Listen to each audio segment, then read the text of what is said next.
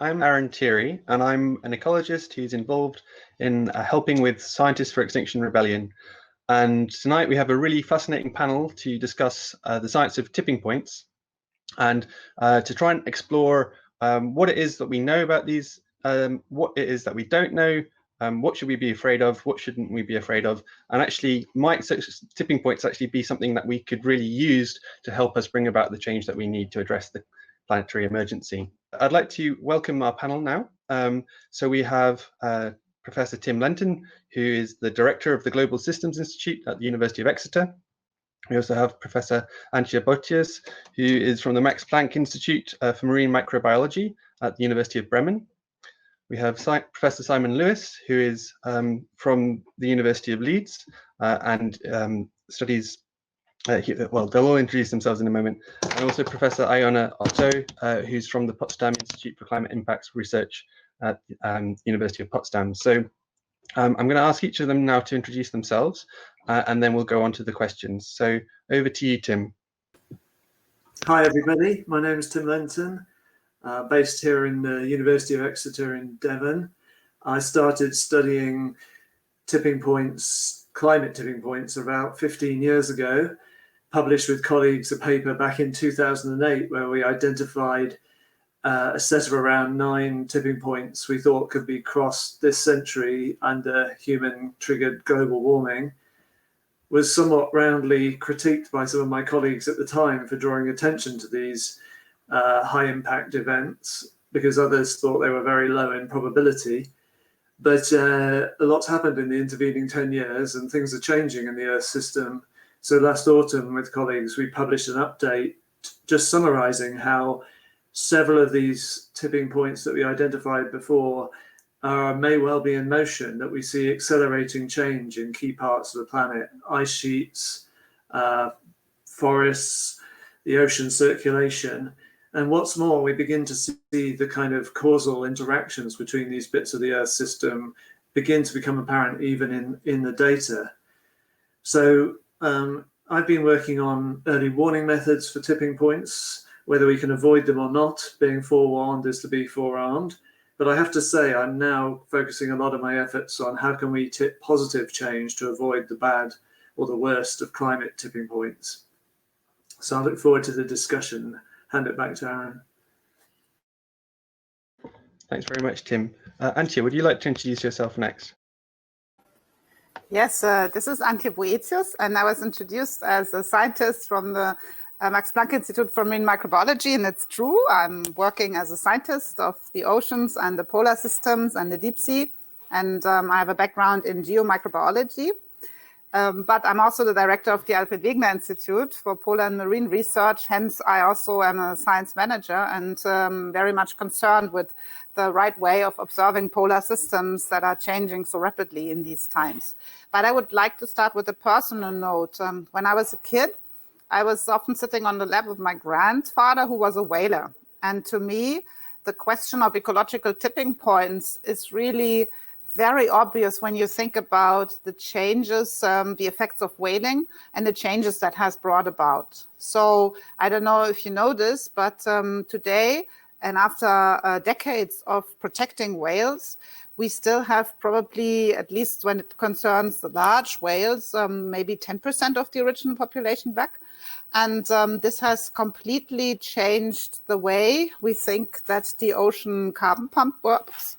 And we could say, as an indicator of what a healthy ocean should be like, we want our whales back, but it's not happening. So we, as humans, we mostly love whales and we would like to protect them, but they're not coming back, at least not in our lifetime. And there you see some of the questions that to me are so imminent and so important with tipping points, that somehow there is a change and it can be on a very short timeline, but then for our perspective, it is forever that we have to deal with the consequences of a change. And that's what I consider a tipping point, and has totally inspired me as a kid to become an ocean researcher. And today, when I do ecosystem research, I'm looking for such relationships. biological relationships, and I'm thinking about the question of how do we need to understand biological interaction with the non-living systems and the living systems to understand the threats of tipping points, solutions to tipping points, but also, of course, our role in all of this. Thank you, Antje. So Simon, would you like to introduce yourself now?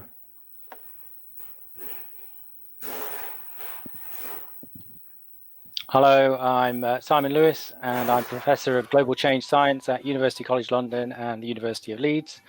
I am a forest ecologist by training. I lived in the Amazon for 2 years, working on my PhD, and more recently focus on the pantropics. I'm really interested in how forests affect the Earth system and the climate system, and how the climate system itself impacts on forests and that interaction. My most recent work is I led a team of hundreds of scientists on a 30-year study of the carbon balance of tropical forests, and showing that these forests have saturated in terms of the carbon sink, how much carbon they're taking in. And this has been the measurements from on the ground from hundreds of locations are decades earlier than even the most pessimistic climate models. So I'm really interested in how real world observations can fit in to future modeling to improve them. And another piece of research in terms of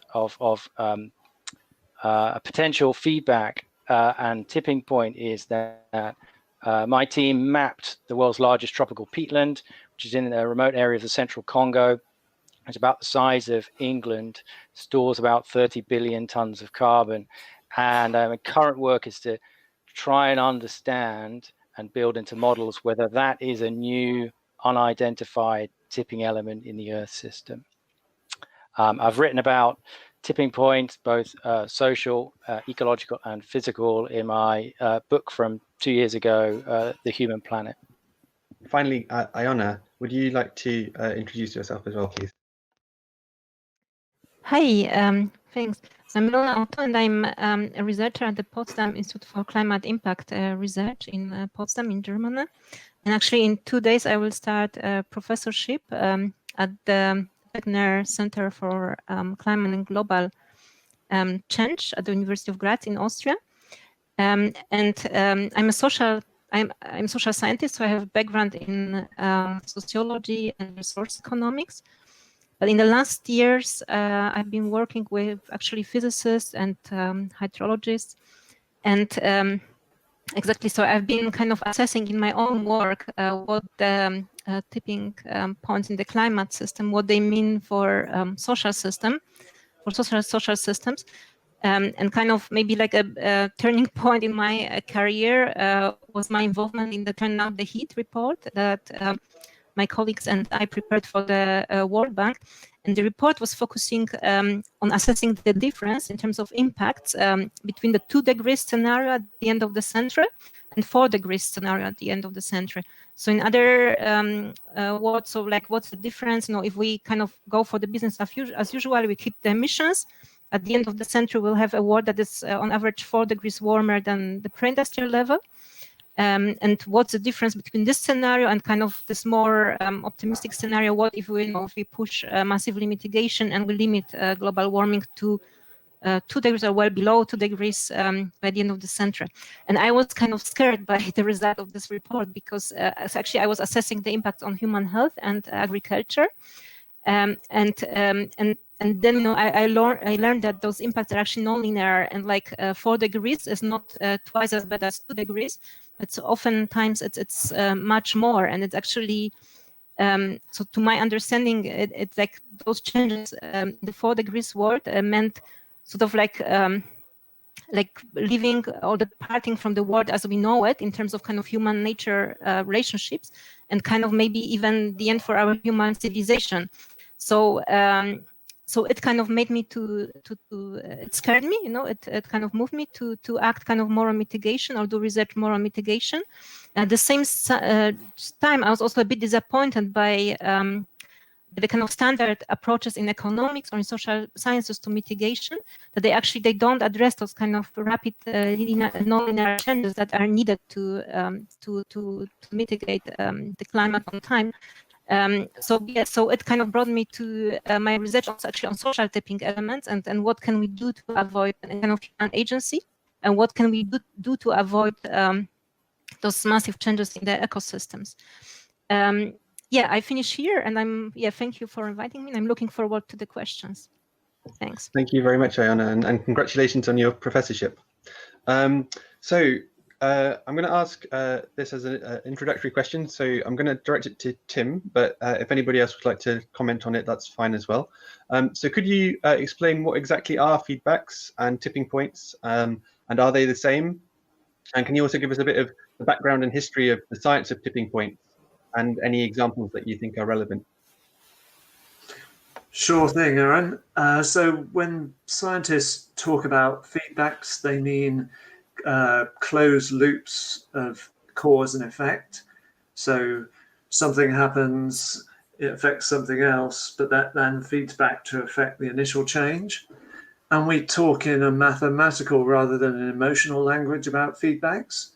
So when we talk about a negative feedback, we mean mathematically negative. We mean that an initial change is damped by the response from a system. When we talk about positive feedback, mathematically speaking, we mean that an initial change is getting amplified by the response from a system.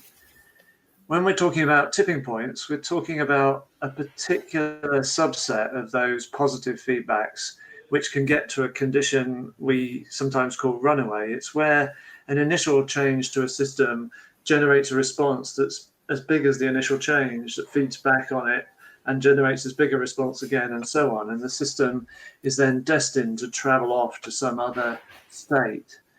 So this is a general idea that would apply to lots of complex systems, that you have these, we would say, self-amplifying feedbacks within them. And occasionally, systems can be tipped out of the state, as we say, that they start in, and undergo a transition into some other state propelled by these feedbacks within the system. Now, this idea didn't start in climate science. It actually comes, if we talk about it linguistically, it comes from sociological research from the 1950s onwards. It was, interestingly, topically perhaps now, the original research that used the term tipping points was about racial segregation of neighborhoods in the US. And it subsequently, as a term, became taken up more broadly in a sort of economic, social research context. And it's only really after Malcolm Gladwell writes a book called The Tipping Point in 2000, a very popular and good popular science book, that people concerned with the climate change problem began to use that language to describe phenomena that they were already aware of, that it was possible for bits of the climate system to have alternative stable states and be tipped between them. And we've kind of known that since at least the 1960s, when some of the first climate models showed the possibility of radically different climate states for the Earth, including the so-called snowball Earth, a frozen planet that we know now has existed at least 3 times in Earth history. So hopefully that gives you a little bit of a flavor of where these ideas have come from. As scientists, I think we naturally reach for language that's already perhaps out there in society to try and encapsulate things we're describing in more technical language ourselves. And that's how the tipping points came into the climate discourse in the early 2000s. And then people like myself tried to clarify what we meant by that and actually start to identify some of these tipping points. Fantastic, thank you. That's a really great introduction. Would anybody else like to give an example of tipping points from their own research? So in terms of rainforests and savanna systems, we have 2 alternative stable states, and we don't really find in between types of forest. And we know that roughly around 1,500 millimeters of rain each year is needed for a rainforest to persist. and that rainforest will persist and partly generate its own rainfall and cool temperatures until you go below some threshold, and then you can have a really big change and the system can flip towards a savanna. And once it's in a savanna system and there's not quite enough rain to persist for the trees to persist, then the ground is heated up and it's drier, and even if you get a little bit more rainfall again, you're stuck in that savanna system until you get quite a lot more rainfall to pull the system back to a rainforest, because you need a lot of water to allow those first seedlings and saplings and first generation of trees to grow and re-establish the forest canopy. So we can see there that this sort of change where at a particular point a small change in the environment has a big change on the ecosystem, as a good example of one of those thresholds where we move from one state to another. Ilona, would you like to give an example from the social sciences of a tipping point that you can would say that fits that same description? Yes, exactly. Maybe just kind of one sort of comment on the definition that Tim introduced. So I think in social systems, the definition is of tipping elements or tipping points, it's larger the same, but maybe there's one kind of important difference. That's the kind of the intervention or the human agency sort of intervention, yeah? Because sort of we sort of assume that we can perfectly navigate the system, you know. So there's a possibility to kind of consciously intervene in the system and navigate it in some desired direction. Sorry, it was my son. And but okay, and Tim also mentioned an example of the racial segregation of the research that was done in the 50s. So I think this is a good example of kind of tipping point in social system. So in that time, like sociologists, they observed that there is some threshold in the proportion of like black and white neighbors within like different neighborhoods, and above some 30% of people with other skin color, you know, the other people will tend to move out. So this was one example, but kind of maybe more recent, the climate context. The example could be the divestment movement. So actually, there are some models that show that like a small proportion of kind of environmentally aware investors is needed, and if about 9%, 10% of financial investors, if they sort of like consciously divest their assets or the money from fossil fuel assets, the rest will follow because they will be afraid of losing their money, you know, even if they have no environmental concerns. So sort of like it demonstrates this kind of dynamic with the kind of the tipping dynamic in the social systems. But there are also other examples, like in norm change or public opinion changes, or elections in democratic systems. Thank you very much. We've got a question being sent in from Felix, and I'm going to direct this one to you, Tim.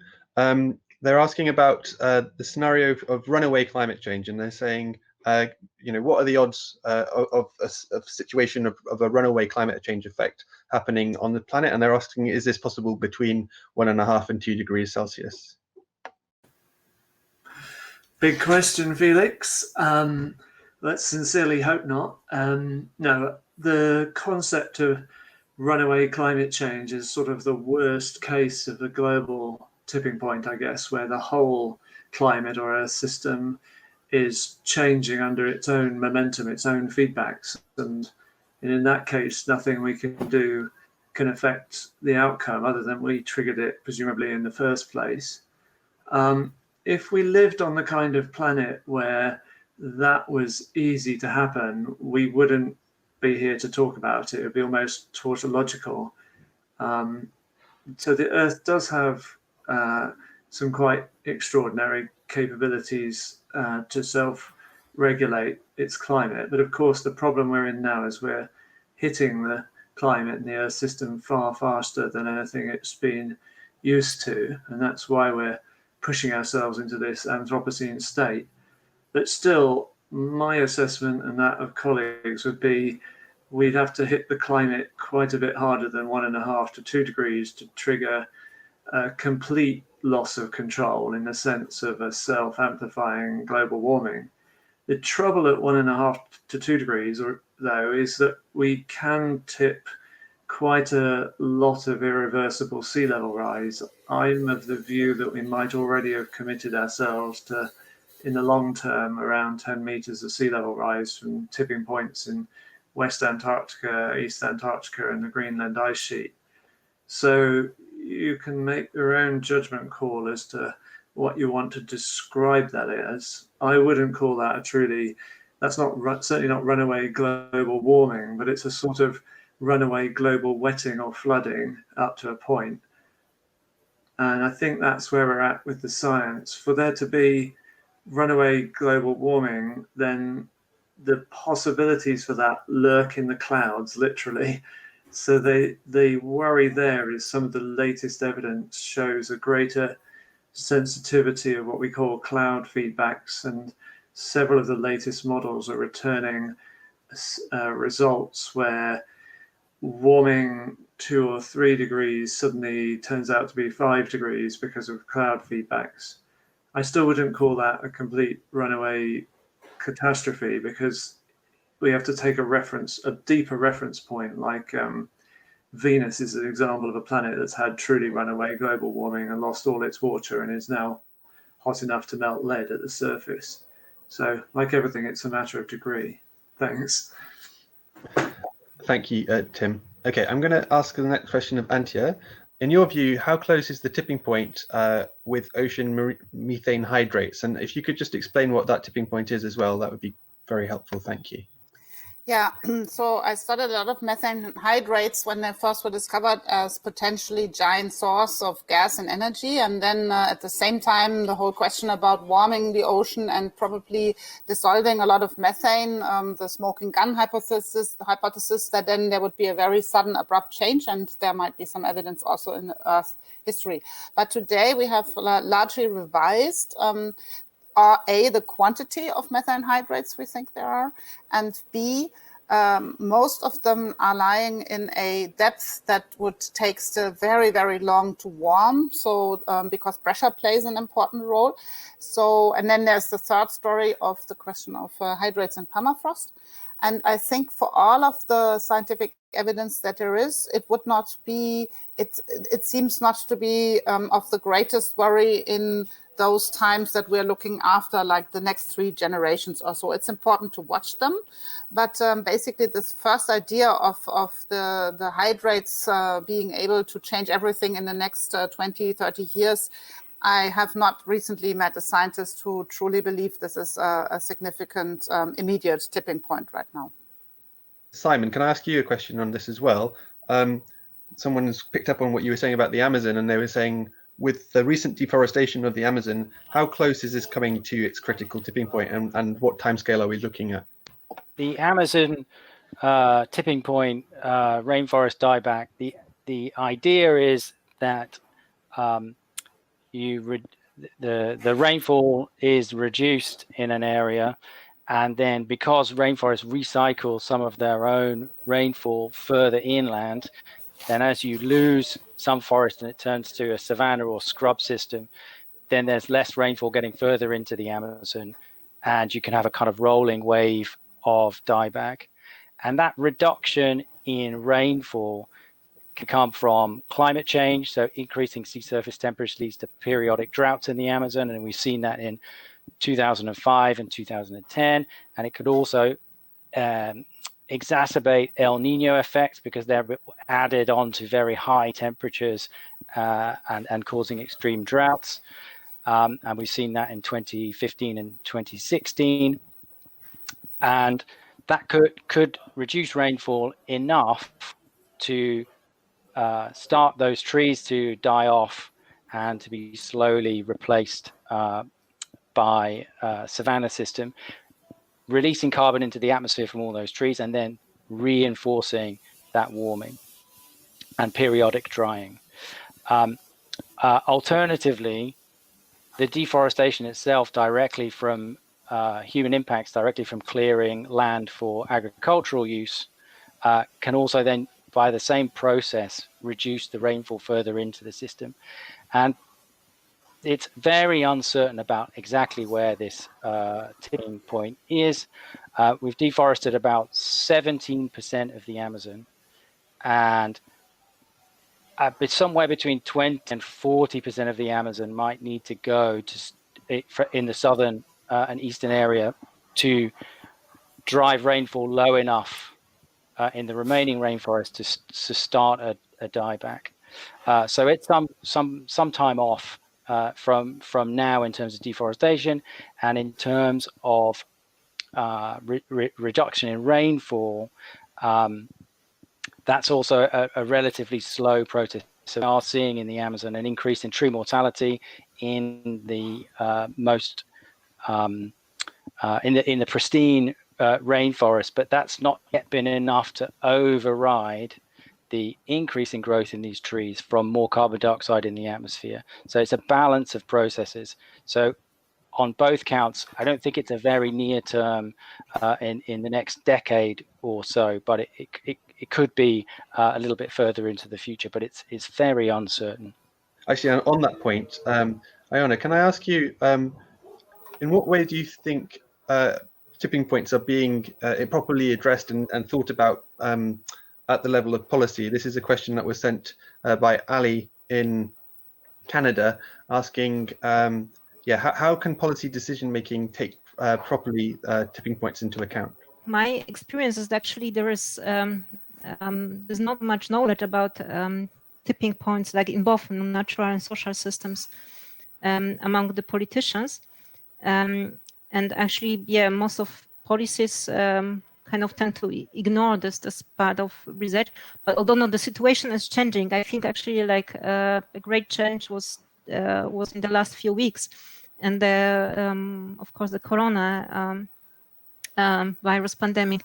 So all over the world, decision makers, politicians, but also business operators, they realized that actually it's possible that such big changes can happen in a relatively short time, and also that our human systems are so vulnerable to changes actually in the natural systems.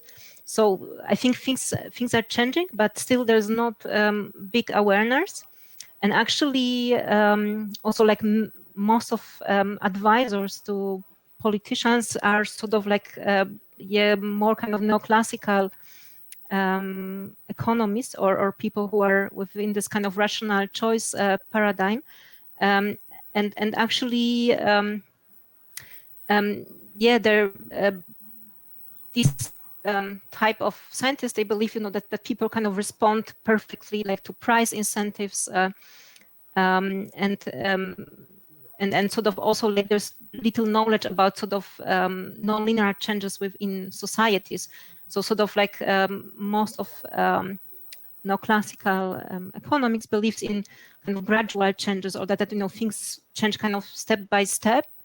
And so like big gap, in addressing those kind of rapid non-linear changes, kind of regime shifts in both natural and social systems. So I think there are big gaps, but we are working on this, and I really recognize that in the last few weeks we've actually been approached, or I've been approached, and by some policymakers, and we've been asked to write a policy brief for the European Commission. So things I think are kind of slowly changing. The question, of course, is whether those changes will be fast enough to really bring some change in the climate action. Thank you. Yeah, and obviously a lot of these things are about how fast we can undo them, considering what was said earlier. Actually, I'm going to bring Tim here as well. Could you just expand a little bit on your perspective of how tipping points have been included in policy analysis? Yeah, thanks, Aaron. As I suspect most viewers recognise, like all of many societal problems, climate change has been kind of overwhelmingly addressed by economists trying to do what they call a gigantic cost-benefit analysis, which personally I think was the wrong approach. But putting that aside for a second, it's worth knowing that some of us have done quite a bit of work to show how, if we put the latest science of climate tipping points into these economic analyses, how it changes the results. And quite specifically, there's a character, William Nordhaus, who got the Nobel Prize in Economics a couple of years ago for his model of what would be the optimum policy for climate change. And he's been advocating for some years now that we ought to be heading for about 3 degrees of global warming, centigrade that is. He thought that was optimal. Personally, I think that would be catastrophic. But what was interesting, when we put climate tipping points and the kind of existing knowledge of that into his model, with this little decision maker agent in his model, it radically changed the results. And it basically, the decision maker in the model came back going, oh my word, we've got to shut down fossil fuel burning as fast as we can, and effectively came back with limiting global warming to 1.5 degrees centigrade. So quite consistent with the goals of the Paris Agreement on climate change. So that shows, I suppose, that taking climate tipping points seriously, even in an arguably flawed economic approach to the problem, radically changes the outcome, the recommendation, to one that I think many of us would view as common sense, which is we should do everything in our power to avoid these irreversible and damaging outcomes. Again, an argument there for precaution, I think, is coming across really clearly. I'm going to turn to Antje again, please. Would you say that the extinction of keystone species is just as significant a tipping point as the physical ones? One of the things that Extinction Rebellion have been trying to raise awareness about is that we don't just face a crisis with climate change, but also with the loss of species and the current rate of extinction. Would you care to comment on that? Well, that's why I chose to start off with the whale example. So to show that, of course, there is, because we're in the planet Earth is alive, it's full of life, and life takes important functions, that, of course, there are also substantial tipping points. However, other than some of the physical tipping points, in most areas of life, there is a redundancy of functions. And so when we break it down, we have to really see where we could hurt a cornerstone species that would then change everything. Mostly we are more thinking about cornerstone landscapes, like the forest, the Amazon rainforest that was mentioned, or the globality of coral reefs. And so these ones would be really important to describe. It's not so much about the single species, but it is mostly about a system, a web of interactions in species that is changing the picture very much. For the ocean, for example, the coral reefs are very important because we know that every fourth or third species somehow in their lifetimes are connected to coral reefs. And so to really break the scientific knowledge down to such web-like interactions is an important piece of understanding what are these ecological tipping points. But again, as I see, mostly the questions are about thinking tipping points is the same as the end of life as we know it. There I would be careful because in a way, when you think about Earth history, we learn so much from these immense changes. And we again and again, we come back to learning that there is an immense adaptation that we see in life to all kinds of states. It's not necessarily our human homeland or our the way we are known to live. And as you know from Corona, as Ilona has mentioned, like one disease can totally turn around things and throw things over. So I think we can learn, we must learn more about this and understand that there are also positive social tipping points to be gained. And that after all, it's really relevant to think about how do we work along those lines and change things rather than thinking we should just be digging a grave. I studied tipping points in food webs for my PhD, and one of the things that I found really interesting is how quickly they could recover from disruption, as well as how once you've stopped degrading the system. Actually, I'm going to bring Simon here as another ecologist. Do you have anything else to add to this bit? I think it's really important to recognize that just 1.5 or 2 degrees, or a trajectory we appear to be on, is perhaps 3 degrees this century of warming, will and is reorganizing life on Earth across the planet. And species are moving, are dealing with this, and individuals dealing with it as individual species with different tolerances. And these individual species have three choices ultimately. They can adapt where they are, they can move with the climate, or they can die. And a lot of things are going to move and are moving to track the climate. So the kinds of ecosystems we see today might not be, and the kinds of ecosystems we see in the mid-century and 2100, because they'll be disassembling and reassembling. It doesn't mean that there'll be no ecosystem. It doesn't mean there'll be no tropical forest or no dry forest or no boreal forest, but they will likely look a bit different and be composed of different species. And I think for the places that many of the people on the call will be living in, temperate zone, and going further north where the forests are relatively poor in species richness naturally, then they are much more vulnerable to these changes, because once you go outside the tolerance of one species, that can be a higher number of the individuals in a forest. So you can start to see changes that are relatively rapid. And I think that's it's underthought through, because it's this interface between biology and climate change, which is one of the great things that XR is doing, is trying to link those things together to get us to think about them more. I'm going to come to Tim again now. Are tipping points properly factored into IPCC models and the way in which they work?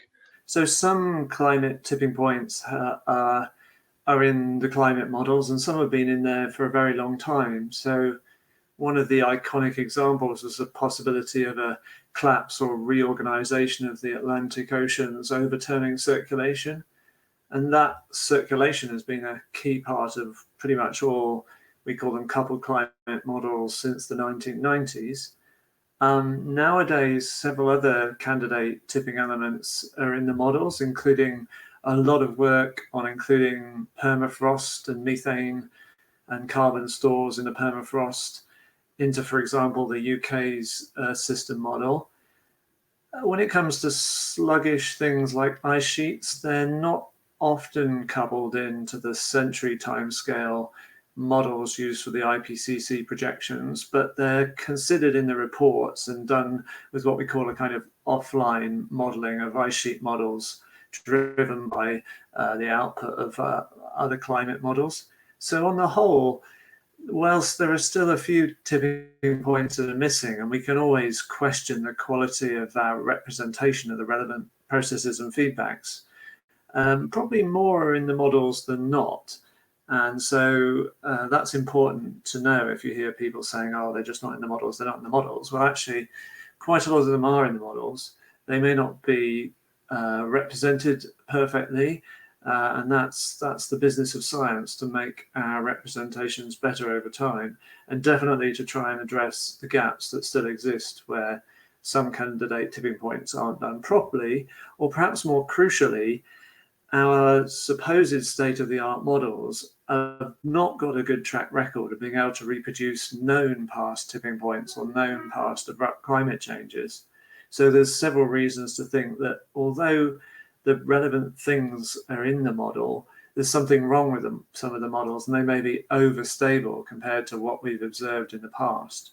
So only when we get a model that can reproduce past abrupt climate changes in a realistic way under realistic forcing would I have really good confidence in their ability to predict future tipping points. I'm going to change the conversation a little bit more towards climate action, because that was, again, something that you all wanted to address.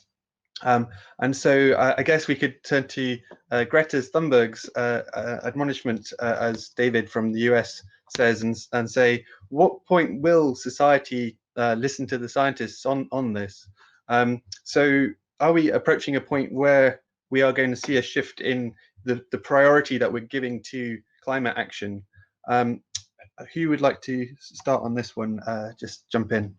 you all and perhaps all of us on the panel are part of the one social tipping point which Greta arguably began, because when she changed her publicly stated preferences on the issue of climate change and said, I'm not going to school until you take this seriously, to her government, that made it incrementally easier for the next person to join her protest.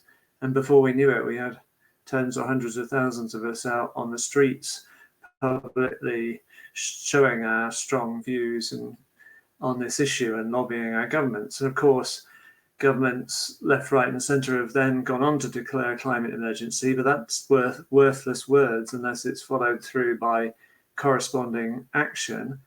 But it's in the space of action where the tipping points, I think, could be our saviour.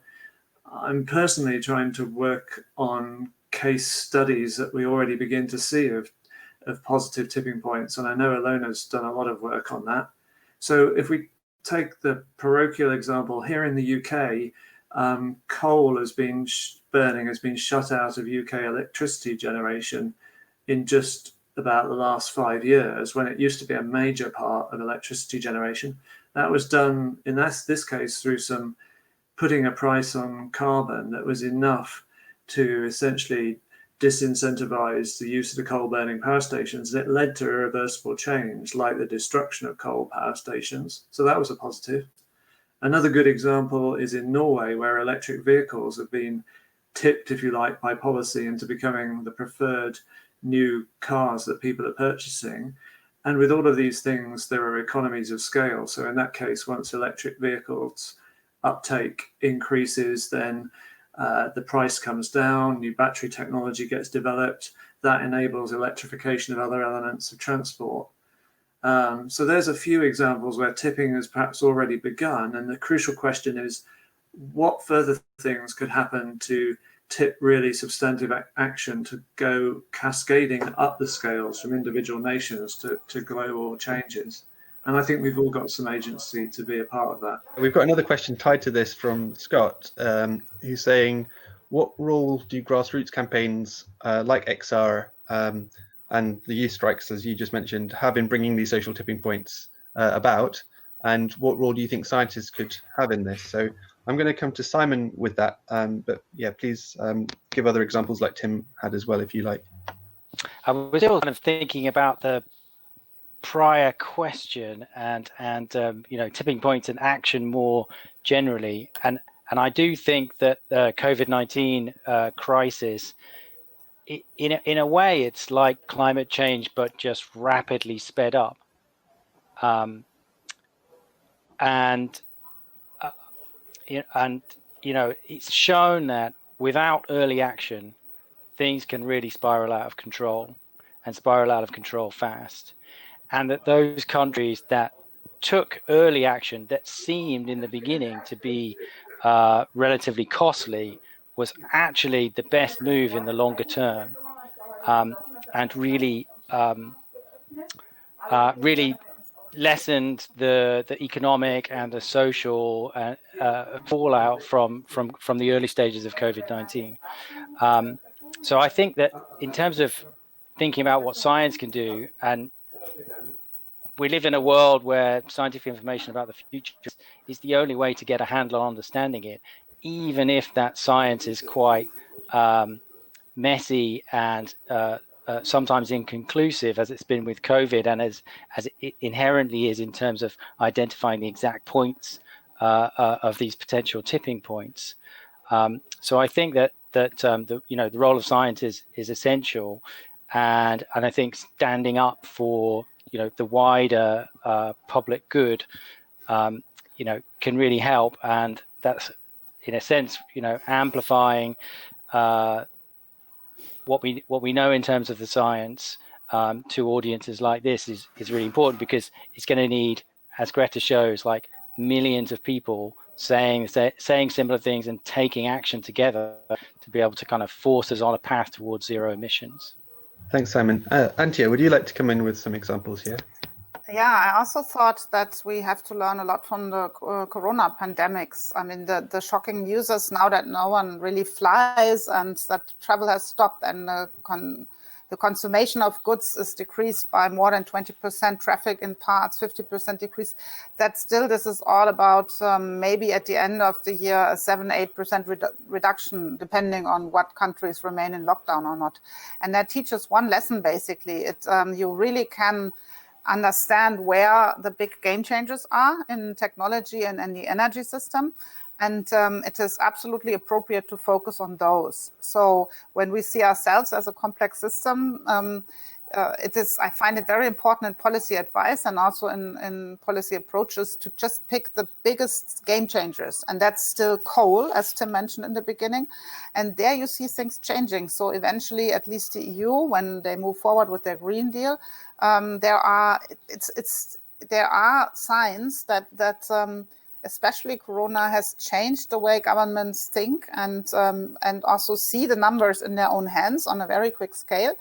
So just because in theory the technology of the regeneratives, so hydrogen power, photovoltaics, and also wind, if their price ratio is just getting a bit better, be it to the CO2 tax or be it to actually supporting them actively, then it can go very fast. And that's what we see also in other countries. The second message that I would like to convey, when I'm traveling, I was just in Austria, in the Alps. So you can find many examples of villages, of small cities, even of regions that are doing the things for themselves. They are not waiting for a big policy. They are just trying to start from the small actions to build a new system and build their own future. And I find that very impressive how on the small scales you can find those good examples and bring them forward, push them forward so that the good examples outweigh the bad examples. And this I still find very important to do.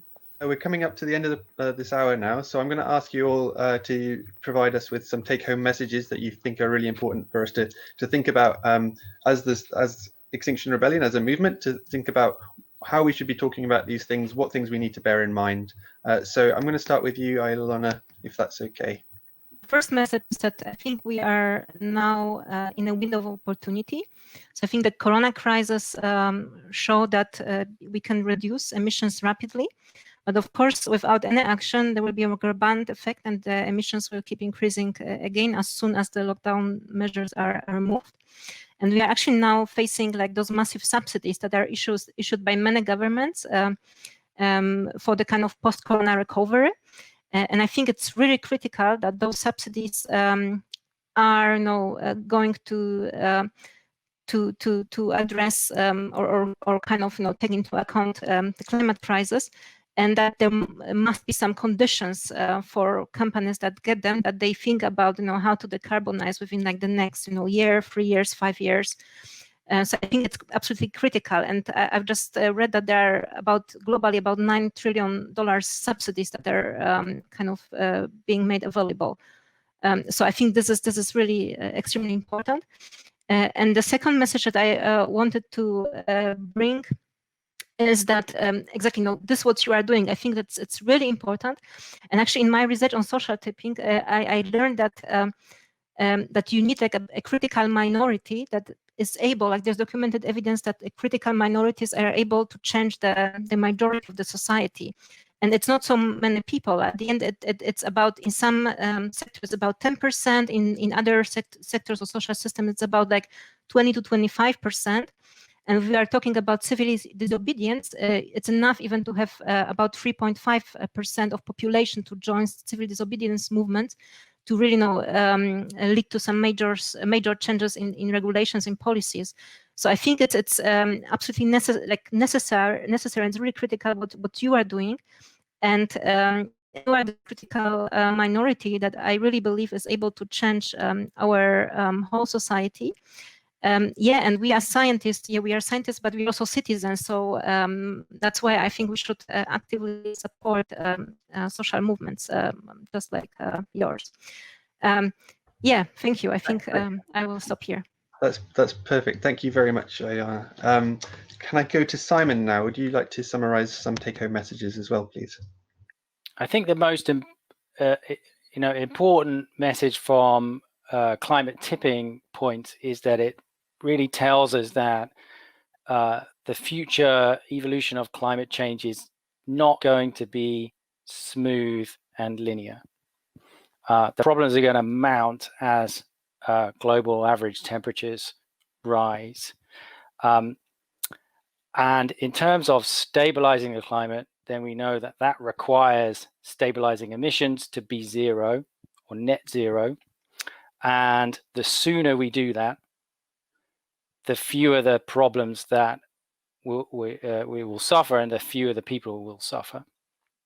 And I guess the third thing most immediately is the investments that follow the COVID-19 crisis, the economic stimulus, is a huge opportunity to make sure that those investments are driving emissions down to net zero as fast as possible. And that is going to be a power struggle between vested interests and the broader public good. And groups like XR and Fridays for Future and all sorts of other groups are going to have to be online and lobbying and out on the streets to make sure that happens. Thanks. Yeah, and we will be. So as I said, Scientists for Extinction Rebellion is a part of the wider movement supporting, and we will be on the streets as well doing that. I'd like to go to Antje next, please. I'm also trying a lot right now to learn what I can from this big crisis or the system changer that we're in. And but then I'm also thinking a lot. So how can you do things? How can you be creative? How can you take action and build your own future, the future that we want? And in this, I see the need to, on the one hand, absolutely focus, as I said, on the energy system. And on the other hand, I see the need to just start mitigation and protecting ourselves, protecting those that are most vulnerable against the extreme events. So in science, we have taken a steep turn to acknowledge that we have very long dealt with averages, and now we should really worry and look into extremes and communicate this better. And so to prepare for extremes, I find it very important to understand how we adapt our infrastructure, the way we live, the way we build. And I can see a lot of opportunities there to gain time by doing that right. And so I take a lot of my time as a scientist to communicate that as well to governments, because when you have the feeling you step forward, you are really changing stuff in small steps. Even it just sociologically and psychologically, it helps you, building your own future, which I find the most important thing. And I wish to many of you, and there are so many good questions that we didn't cover today, that this sense of action taking, the sense of changing things to the better, that this could be more conveyed and that you can help doing that. Thank you very much. Yes, and we have had so many questions that we just couldn't possibly cover them all. We've had hundreds of questions. So thanks everybody for submitting your questions here today. And I think one of the points there that you just touched on, Antje, is the fact that you perhaps don't see progress happening for a long time despite our efforts, and then progress can suddenly happen very quickly. And so you never know quite when we are going to go over one of these social tipping points and see real rapid change. I'm going to give the last word to Tim. So if you could give us your take-home messages as well, that would be fantastic. Thank you. Thanks. So my messages would be that the evidence would suggest we might have already passed one or two tipping points in the climate system for slow but irreversible ice sheet loss, but we've still got a huge amount to play for. By limiting global warming, we could avoid many more and very damaging climate tipping points. And the only way we're going to do that now is through transformative rates of social change, rates of emission reduction that are of the order of 10% per year, year on year. And so XR and other movements have a crucial part to play in this, because firstly, you're demonstrating our collective agency to say, no, we don't want to carry on the current trajectory, we want to change trajectory. And I guess my final message on that really is, yes, we need to do the work, we need to identify the positive tipping points that we can be part of triggering. And we need a vision of what we're trying to work towards. I mean, I've been an environmentalist, I'd say, since all my life, since I was a teenager, but it's not enough to know what you're against and just shout about what you don't like and what you're against. We need, if I can join you in saying this, as a movement, we need a vision of the future we want to transformatively get towards, as well as a roadmap of how we're going to get there and the tipping points that are going to help us. So yeah, all support to be part of that exercise together. And remember that even the seemingly most insignificant organisms have transformed the world before. We're all breathing an oxygen-rich atmosphere thanks to one little evolutionary innovation in something scientists call a cyanobacteria 2.5 billion years ago. Some little creature you couldn't even, well, you need a pretty strong microscope to even see it today. So no one should feel disempowered. If we act together in networks, we can change this thing. Thanks. What a beautiful example to end on. Yeah, I loved learning about those cyanobacteria when I was studying them. Can we all in our separate rooms at the end of the internet applaud this wonderful panel that we've had today for sharing their wisdom and expertise with us. I hope that you all found it as stimulating and fascinating as I did. I would like to just say that this talk will be available on YouTube and also on our Facebook page. So please share this message, get it out there. You can see on this slide now that our website, scientistsforxr.earth, and also our social media feeds, both our Facebook page, but also our Twitter feed, Scientists X, that's @ScientistsX. Without further ado, thank you everybody for joining us tonight. And I hope you found something useful. And we do apologize that we didn't get through everybody's questions, but we will be hosting more events like this in the future. And we're going to take a little bit of a break over the summer, but we'll be back in September with our next event. So look out for that. Thanks, everybody. Good night.